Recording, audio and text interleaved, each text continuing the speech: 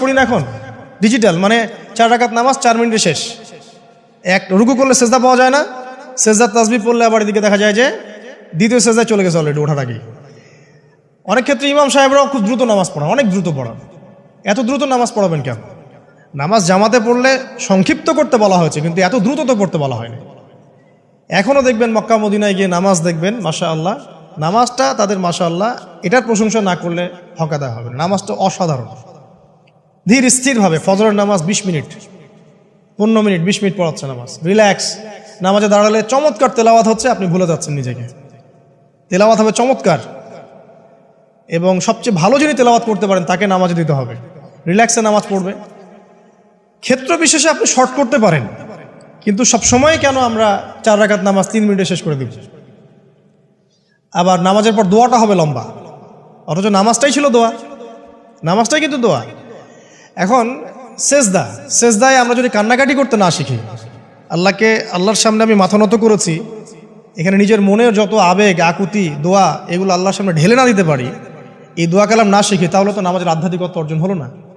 সাহাবীরা কেমন করে নামাজ পড়তেন যে নামাজ পড়ার পরেও তাদের গা থেকে তীর বের করা যায়? কিভাবে তারা নামাজ পড়তেন? তাহলে নবী সাল্লাল্লাহু আলাইহি ওয়াসাল্লাম কিভাবে নামাজ পড়তেন যে নামাজ পড়ার ফলে তার পা মোবারক ফুলে যাইত? 1 রাকাতে তিনি 4 পারা কোরআন তেলাওয়াত করতে পারলেন কিভাবে? তো তাদের নামাজ আর আমাদের নামাজ, আল্লাহ রাব্বুল আলামিন তার রাসূলের মাধ্যমে একটা হাদিসে জানিয়েছেন যে এমনও অনেক নামাজি আছে, নাউযুবিল্লাহ, আল্লাহ পাক আমাদেরকে তাদের অন্তর্ভুক্ত না করুন, যে নামাজ পড়ার পরে আল্লাহ রাব্বুল আলামিন এই নামাজটাকে ওই নামাজের মুখের উপর নিক্ষেপ করে দেয়, তোমার নামাজের আমার কোনো দরকার নেই। আল্লাহ পাক আমাদেরকে হেফাজত করুন। ধীর স্থিরভাবে পড়েন, রিল্যাক্সে, তাড়াহুড়ার কিচ্ছু নাই।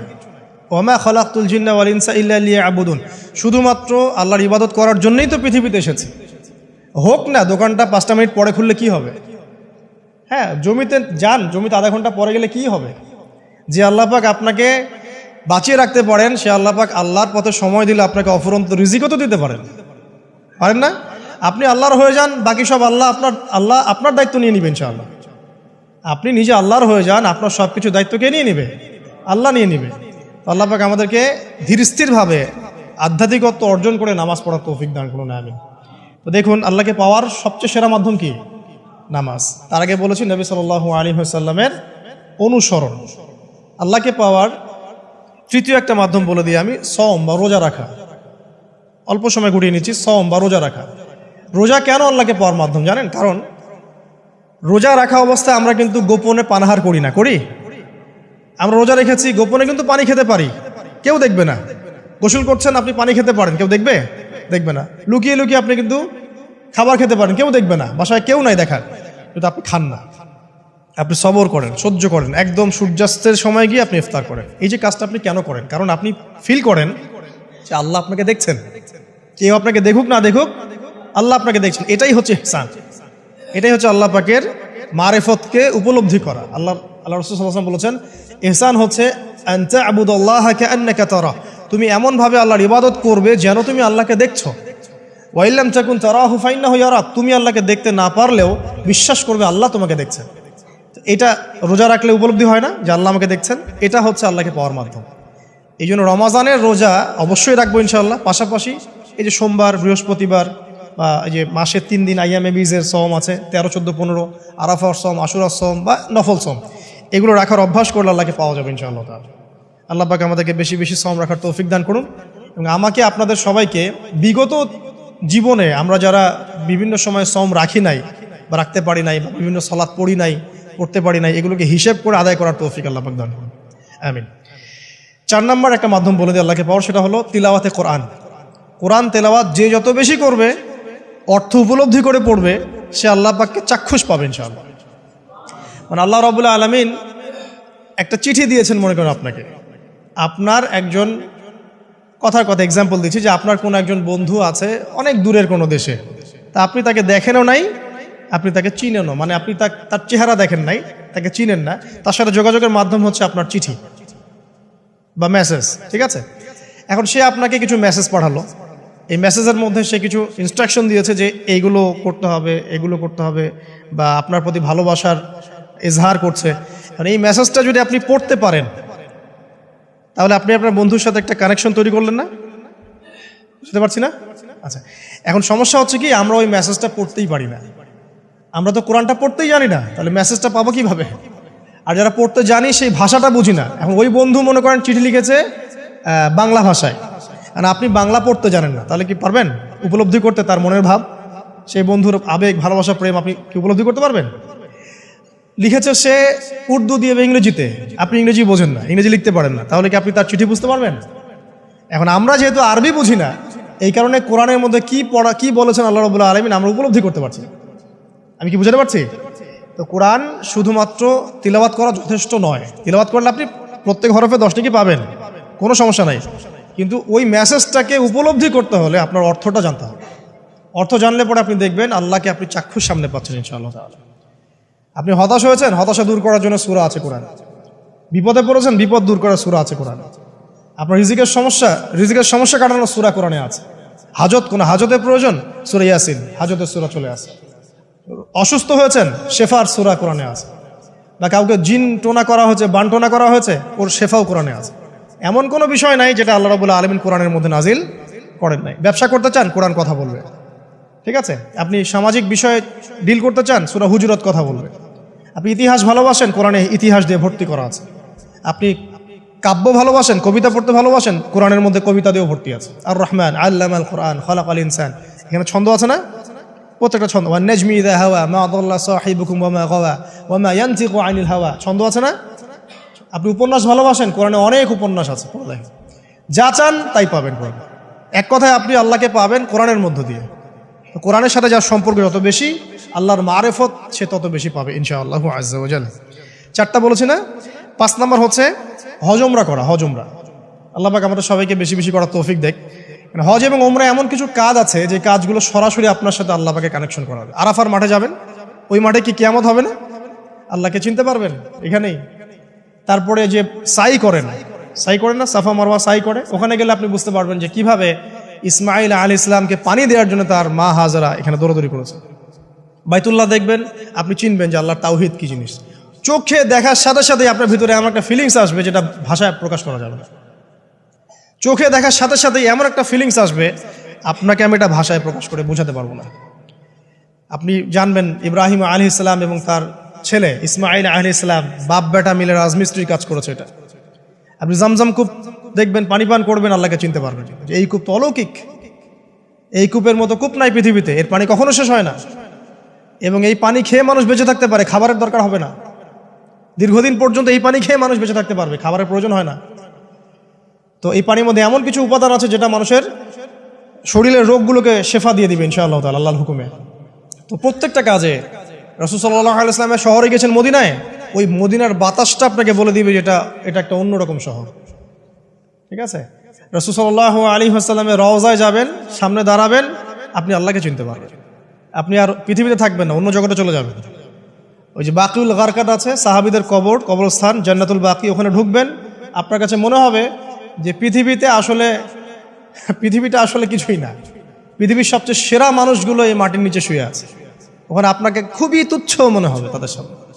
এই যে মানে বিভিন্ন জায়গায় গিয়ে আল্লাহকে চিনতে পাওয়া, এটা সবচেয়ে ভালো হয় হজ এবং উমরাতে গিয়ে। আল্লাহ পাক আমাদেরকে তৌফিক এনায়েত করুন, আমিন। তো এটা একটা আল্লাহকে পাওয়ার নিদর্শন। যাদের হজ ফরজ হয়ে গেছে অবশ্যই হজ করে ফেলবেন, আর যাদের সামর্থ্য আছে তারা বেশি বেশি উমরা করবেন। নবী সাল্লাল্লাহু আলাইহি ওয়াসাল্লাম বলেছেন, এক হজ পরের হজের মধ্যে যত গুনাহ মাফ করিয়ে দেয়, এক উমরা পরের উমরার মধ্যে যত গুনাহ সেগুলোকে মাফ করিয়ে দেয়। আল্লাহ পাক আমাদেরকে এই আমলগুলো করার তৌফিক এনায়েত করুন। 6 নাম্বার বলছি জিকির। আল্লাহ পাকের জিকির বাড়াতে হবে। যে আল্লাহ পাকের জিকির যত বেশি করবে, সে আল্লাহ পাকের মারিফত তত বেশি উপলব্ধি করবে, আল্লাহকে পাবে ইনশাআল্লাহ। আর এই জিকির করার জন্যে অজুও শর্ত নয়, জানেন? আল্লাহর জিকির করার জন্য কিন্তু অজু শর্ত নয়। আপনি মনে মনে চলতে ফিরতে অলওয়েজ সুবহানাল্লাহ, আলহামদুলিল্লাহ, আল্লাহু আকবার, লা ইলাহা ইল্লাল্লাহ, আস্তাগফিরুল্লাহ পড়তেই থাকতে পারেন। কষ্টের কিছু আছে? খালি জবান চলবে। মাঠে কাজ করছেন, ওই যে লাঙল দিয়ে কাজ করছেন, সেচ দিচ্ছেন, আপনি পড়তে থাকবেন আস্তাগফিরুল্লাহ ওয়া আতুবু ইলাইহি, লা হাওলা ওয়ালা কুওয়াতা ইল্লা বিল্লাহ, সুবহানাল্লাহ, আলহামদুলিল্লাহ, লা ইলাহা ইল্লাল্লাহ, আল্লাহু আকবার। কোনো সমস্যা নেই। রান্না বান্না করছে মেয়েরা, এটা করতে করতে পড়তে পারবে না? গাড়ি ড্রাইভ করতে করতে আপনি পড়তে পারবেন লা ইলাহা ইল্লাল্লাহ ওয়াহদাহু লা শারীকা লাহু, লাহুল মুলক ওয়া লাহুল হামদ ওয়া হুয়া আলা কুল্লি শাইইন কাদির। যে কোনো কাজ করতে করতেই ইল্লাল ইস্তেনজা বাদ দিয়ে। ইস্তেনজা কি জিনিস? প্রসাব পায়খানা। এই সময় এগুলো মুখ দিয়ে বলবেন না, দরকার নাই। আপনি এখানে এরপরে যে সময়গুলো আছে এগুলোতে আপনি জিকির বাড়াবেন। যে যত বেশি জিকির করবে তার কলব তত বেশি পরিচ্ছন্ন হবে। যার কলব যত পরিচ্ছন্ন আল্লাহর নূর তার কলবে তত বেশি আসবে, সে আল্লাহ পাকে তত কাছে পাবে ইনশাআল্লাহু আজ্জা ওয়া জাল। 7 নাম্বার দোয়া ইস্তেগফার বাড়িয়ে দেয়া। আল্লাহর কাছে বেশি বেশি দোয়া করতে হবে।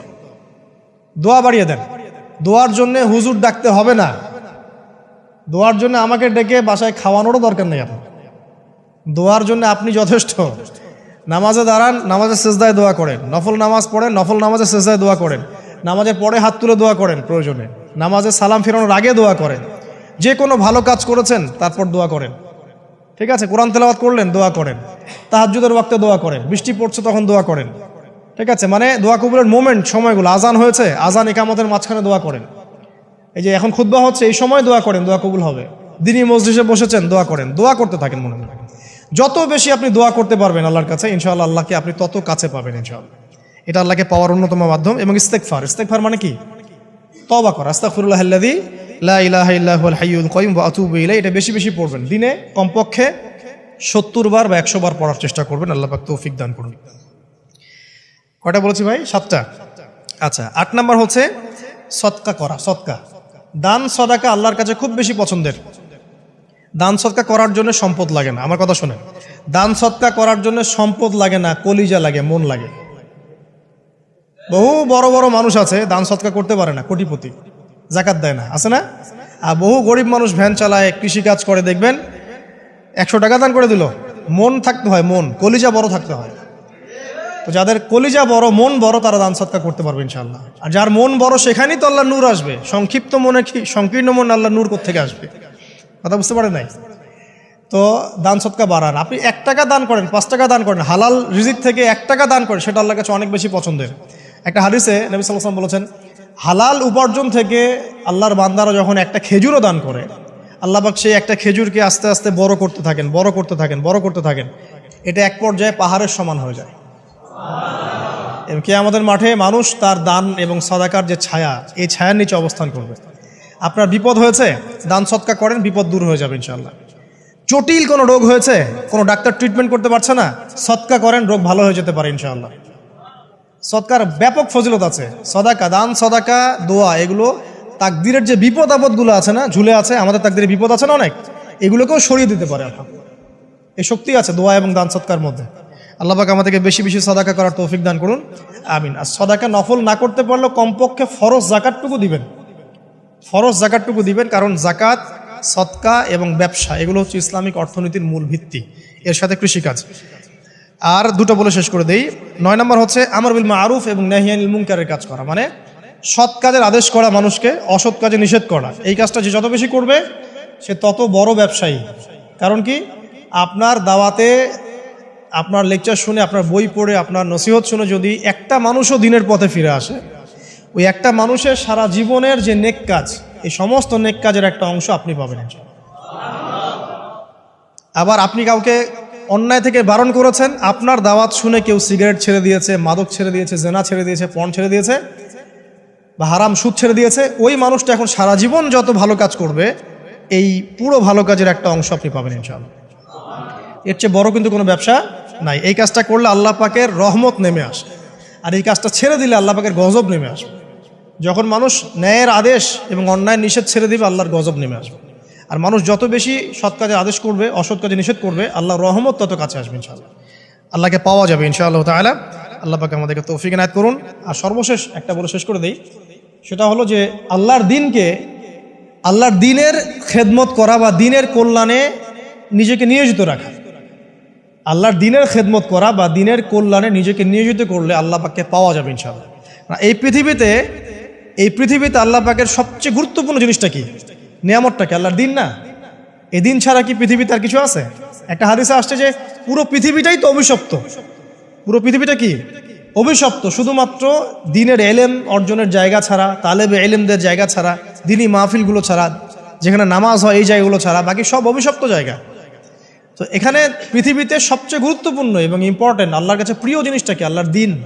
তো আল্লাহর সেই প্রিয় জিনিসটাকে যারা এগিয়ে নেওয়ার চেষ্টা করবে, সেই দিনের খেদমত করার চেষ্টা করবে, দিনের জন্য একটা মসজিদ করা, একটা মাদ্রাসা করা, হ্যাঁ, একটা কোনো ভালো কোনো প্রকল্প করার চেষ্টা করবে, আল্লাহ পাক কি তাদেরকে রক্ষণাবেক্ষণ করবেন না? আল্লাহ পাক তাদের অভিভাবক হবেন না? নিঃসন্দেহে হবেন ইনশাআল্লাহ। এবং ইনশাআল্লাহ তাআলা তারা পৃথিবীতেও সফল হবে, পরকালেও ইনশাআল্লাহ তাআলা সাফল্যের চাদর তাদেরকে আঁকড়ে ধরবে ইনশাআল্লাহ তাআলা। আল্লাহ রাব্বুল আলামিন আমরা সবাইকে এই দুনিয়াতে আল্লাহকে পাওয়ার তৌফিক দান করুন, এবং যে কাজগুলো করলে পরে আল্লাহকে পাওয়া যায় সেই কাজগুলো বেশি বেশি করে করার তৌফিক আল্লাহ পাক দান করুন, এবং পরকাল আল্লাহ রাব্বুল আলামিন আমাদের গুনাহগুলোকে মাফ করে আল্লাহর রহমতের চাদরে আমাদেরকে আবৃত করে নিন। আল্লাহুম্মা আমিন। আকুলু কওলি হাযা আস্তাগফিরুল্লাহ লি ওয়া লাকুম ওয়া লিসাইরিল মুসলিমিন। বারাকাল্লাহু লানা ওয়া লাকুম বিল আয়াতিল হাকীম। ইন্নাহু তাআলা জাওয়াদুন কারীম ওয়া রাউফুর রহিম।